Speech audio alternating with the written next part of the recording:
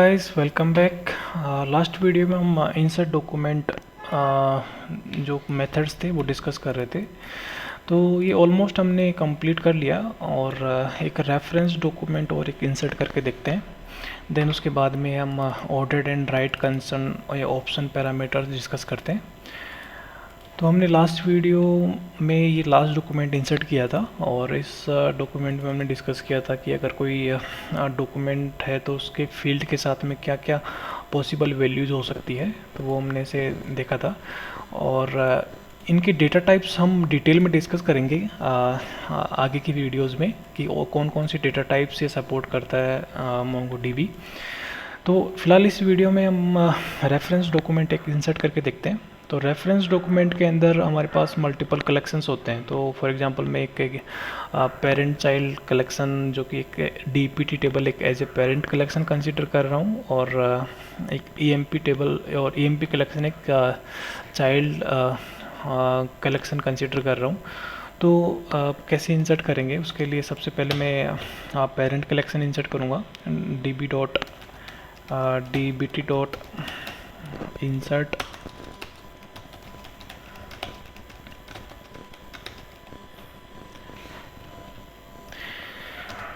यहाँ पे सेम ही एग्जांपल लेता हूँ जो मैंने रेफरेंस डॉक्यूमेंट के टाइम पे डिस्कस किया था।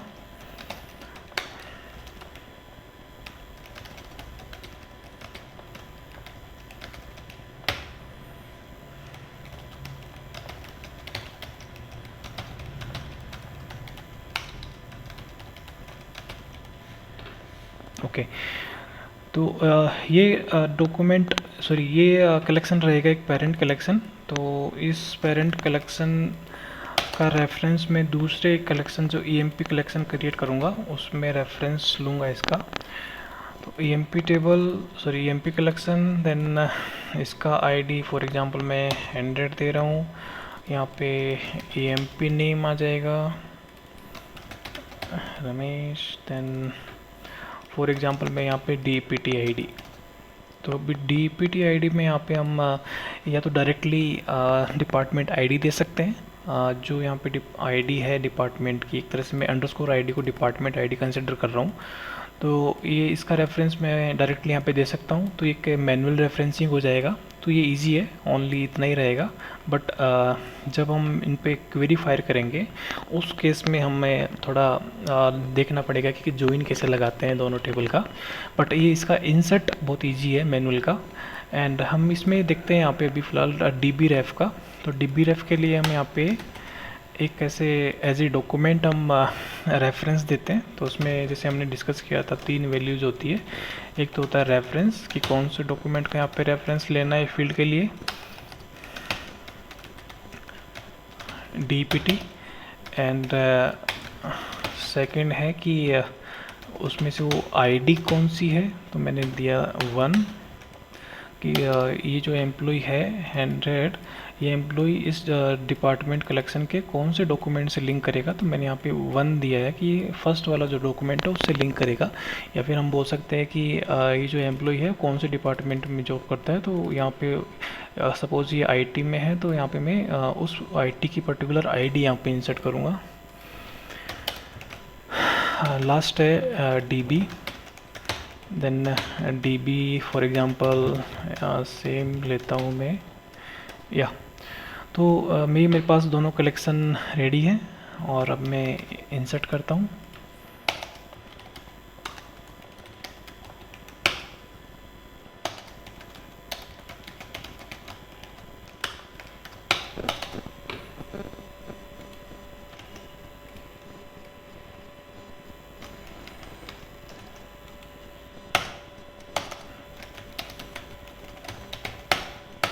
Yes, DPT collection insert create हो गया और उसमें डॉक्यूमेंट इंसर्ट हुआ कि नहीं वो देखते हैं।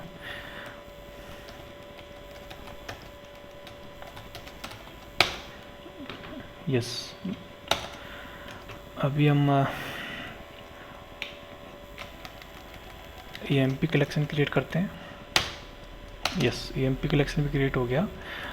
अभी यहाँ पे हम देखते हैं ईएमपी कलेक्शन के अंदर कि जो हमने रेफरेंस दिया था वो कैसे दिखता है। तो ये देखो गाइस, DB ref के साथ में स्टोर होता है। तो उसमें पूरी डिटेल रहती है कि ये फील्ड के लिए आप कौन से डॉक्यूमेंट का रेफरेंस लेने वाले हो या फिर किसके साथ ज्वाइन करने वाले हो, तो वो डिटेल यहाँ पे पूरी रहती है। तो गाइज़, ये था कि रेफरेंस डॉक्यूमेंट को कैसे इंसर्ट करते हैं, और रेफरेंस डॉक्यूमेंट्स की हेल्प से हम मल्टीपल कलेक्शन से डेटा कैसे रिट्राइव करते हैं, वो हम आगे की वीडियोस में देखेंगे जब हम एग्रीगेशन फ्रेमवर्क कवर करेंगे। तो अभी इस वीडियो में हम एक लास्ट कंसेप्ट देखेंगे कि हम एक प्रोग्रामिंग वे के थ्रू भी हम कोई पर्टिकुलर डॉक्यूमेंट इंसर्ट कर सकते हैं किसी कलेक्शन के अंदर। तो उसके लिए सबसे पहले क्या करना पड़ता है, एक वेरिएबल डिक्लेयर करना पड़ता है डॉक्यूमेंट टाइप का। तो मैंने सपोज एक st1 वेरिएबल डिक्लेयर किया, उसके अंदर मैंने एक ब्लैंक का डॉक्यूमेंट इनिशलाइज किया फिलहाल। देन इसके अंदर मैं कीज़ ऐड करूँगा। कीज़ ऐड के साथ में जैसे एग्जांपल है कि मैंने किया नेम, और उसके साथ में उसकी वैल्यू भी मैं इनिशलाइज कर सकता हूँ ऐसे। और फॉर एग्जांपल है कि st dot roll number equal to 200। तो ये एक मैंने डॉक्यूमेंट प्रिपेयर किया। अभी डॉक्यूमेंट को मैं इंसर्ट करूँगा, तो मैंने यहाँ पे स्टूडेंट डॉट इंसर्ट, और यहाँ पे मैं वेरिएबल का नेम दे दूँगा या। तो ये भी एक वे है कि आप डॉक्यूमेंट को ऐसे भी इंसर्ट कर सकते हो किसी कलेक्शन के अंदर। या इंसर्ट हो गया, और अभी देखते हैं।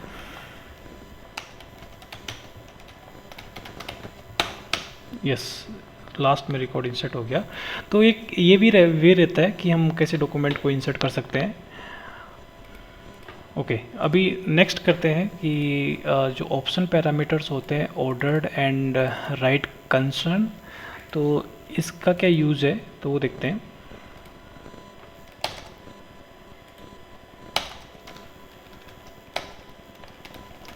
पहले हम ऑर्डर्ड देखते हैं।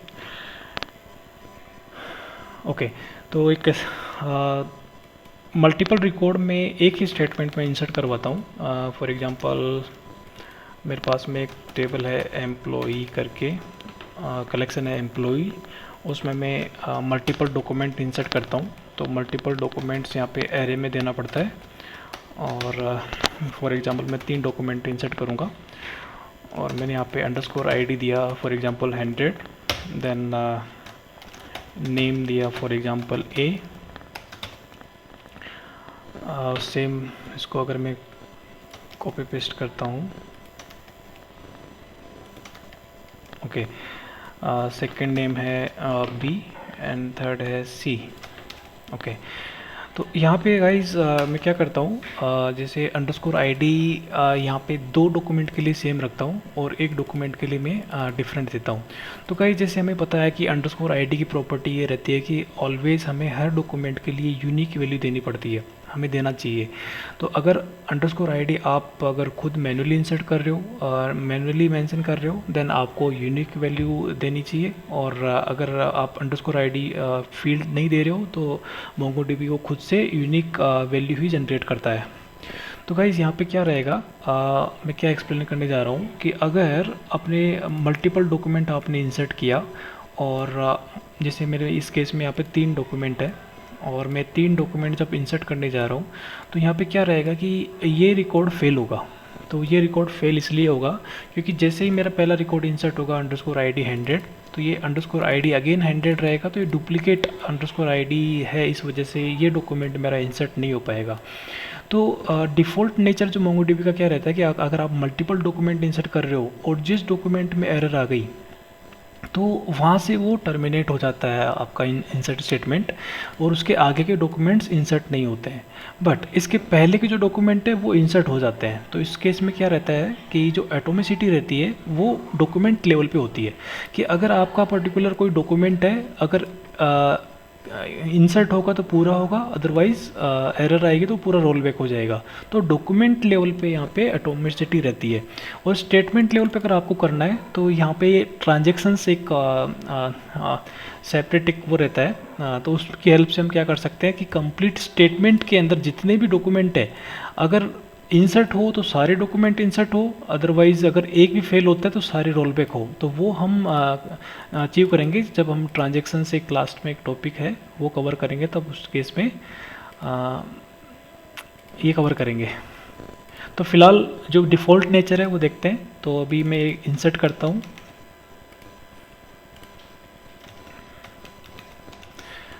या ये रिकॉर्ड मैंने इंसर्ट किया। देन ये क्या बोल रहा है कि इंसर्टेड वन, एक रिकॉर्ड आपका इंसर्ट हो गया है और एरर क्या आई है कि डुप्लीकेट की एरर। तो ये डेटाबेस के ये एम्प्लॉय के अंदर जो अंडरस्कोर आईडी है वो आपने डुप्लीकेट दिया है। तो यहाँ पे जो मैंने 3 रिकॉर्ड दिया था, तो इसमें से पहला रिकॉर्ड इंसर्ट हो जाएगा और दूसरे रिकॉर्ड यहाँ पे एरर थ्रो करेगा। तो यहीं से आपका ये जो स्टेटमेंट है ये बाहर आ जाएगा और उसके बाद में ये थर्ड वाला डॉक्यूमेंट इंसर्ट नहीं होगा। तो एक बार चेक करके देख लेते हैं।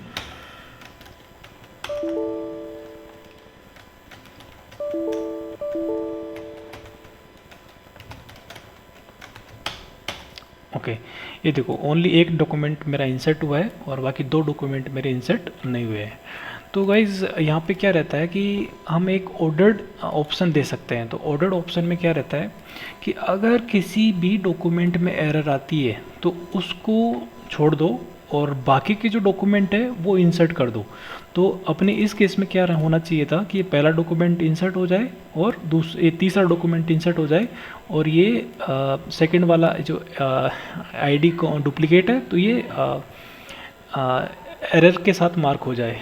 तो गाइज इसमें हमें एक ऑप्शन देना होगा। तो ऑप्शन यहाँ पे कैसे देते हैं, सिंटैक्स इसका ऐसे रहता है।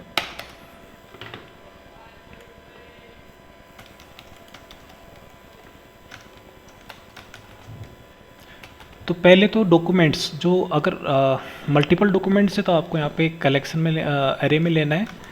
तो ये एरे में मल्टीपल डॉक्यूमेंट्स और अभी ऑप्शन देना है तो ऑप्शन को आपको एरे के बाहर देना पड़ेगा। तो ऑप्शन भी यहाँ पे इसमें रहेगा, एज ए डॉक्यूमेंट रहेगा। तो ये हो गया मेरे पास डॉक्यूमेंट्स और ये हो गया ऑप्शन। तो ऑप्शन यहाँ पे ये ऑर्डर्ड दूंगा मैं। तो ऑर्डर्ड की जो वैल्यू रहेगी वो मैं दूंगा फॉल्स। तो ये बाय डिफ़ॉल्ट क्या रहता है, ट्रू रहता है और अभी हम इसको फॉल्स देंगे। तो ये सेम डॉक्यूमेंट वापस लेके देखता हूँ मैं। ओके, बट उससे पहले मैं AMP कलेक्शन को ड्रॉप कर देता हूँ।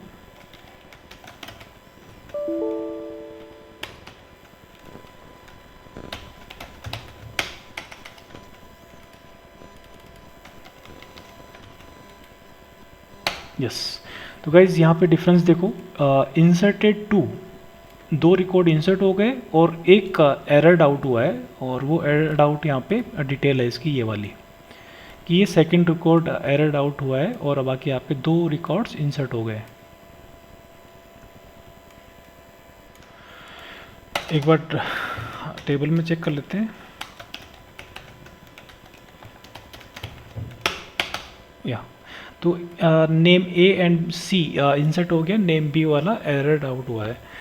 तो ये हो गया ऑर्डर्ड ऑप्शन। तो ordered option by default true होता है।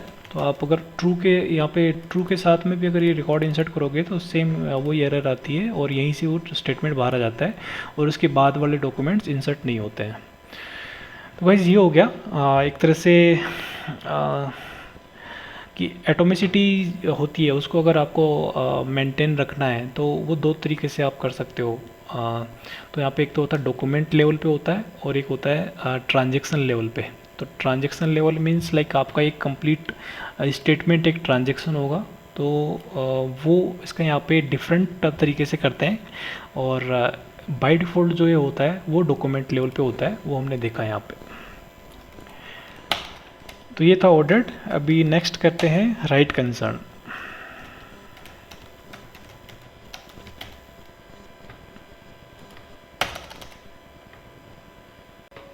तो गाइस यहाँ पे सेम ही एग्जांपल लेता हूँ और यहाँ पे मैं ऑर्डर्ड की जगह पे राइट कंसर्न देता हूँ, बट यहाँ पे थोड़ा सा डिफरेंट वे रहता है इसकी वैल्यू डिफाइन करने का।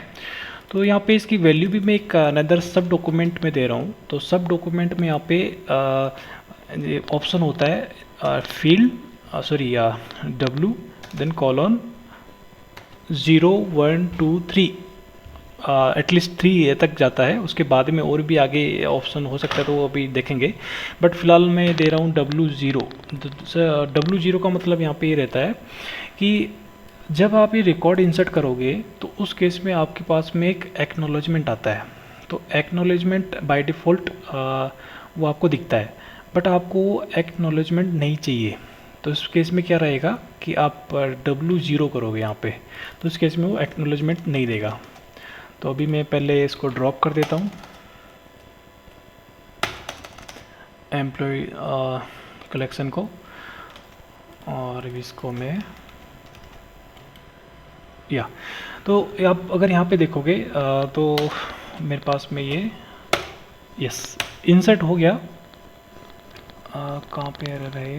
Error 0 only 1 document. ओके, या करेक्ट, ओनली 1 डॉक्यूमेंट इंसर्ट हुआ है और बाकी के फेल हुए हैं। और फेल होने के बाद में आपको एरर भी नहीं दिख रही है यहाँ पे। और एक जो भी एक्नॉलेजमेंट पहले आता था कि ट्रू फॉल्स या फिर जो भी बल्क राइटर जैसे ऐसे यहाँ पे आता था, राइट, तो वैसे कुछ एक्नॉलेजमेंट नहीं आ रहा है। तो इसका क्या मतलब रहता है कि जब राइट कंसर्न 0 देते हो, तो राइट कंसर्न 0 में यहाँ पे क्या रहता है कि आपका जो स्टेटमेंट है वो ओनली जब मोंगोडीबी के पास आप पास कर देते हो, बट वो राइट हुआ या फिर नहीं हुआ, तो उसका जो कन्फर्मेशन है उसका आप वेट नहीं करते हो। तो आप डायरेक्टली आप शो कर देते हो यहाँ पे एक ब्लैंक। बट इसमें ये रहता है कि आपने उसके ऑपरेशन का वेट नहीं किया कि वो राइट हुआ या फिर नहीं हुआ, आपने वेट नहीं किया, आपने डायरेक्टली स्टेटमेंट आपने डीबी को पास कर दिया एंड देन दैट्स इट। तो इस केस में क्या रहता है कि जो W0 है तो वो होता है अगर आपको एक्नॉलेजमेंट नहीं चाहिए, और बाय डिफ़ॉल्ट होता है वो W1 होता है। तो अभी एक बार वो देखते हैं। मैं ये एरर्ड वाला डॉक्यूमेंट हटा देता हूँ इसमें से और मैं 1 देता हूँ, बट ये ऑलरेडी आईडी इंसर्टेड है, तो मैं वापस से कलेक्शन को ड्रॉप करूँगा। और अभी देखो, यस, तो ये देखो इसमें क्या हुआ कि आपने जो स्टेटमेंट ये है इंसर्ट स्टेटमेंट आपने पास किया डेटाबेस को, डेटाबेस ने राइट किया, राइट करने के बाद में डेटाबेस एक रेस्पॉन्स देता है, तो वो रिस्पॉन्स आपको यहाँ पे दिखता है।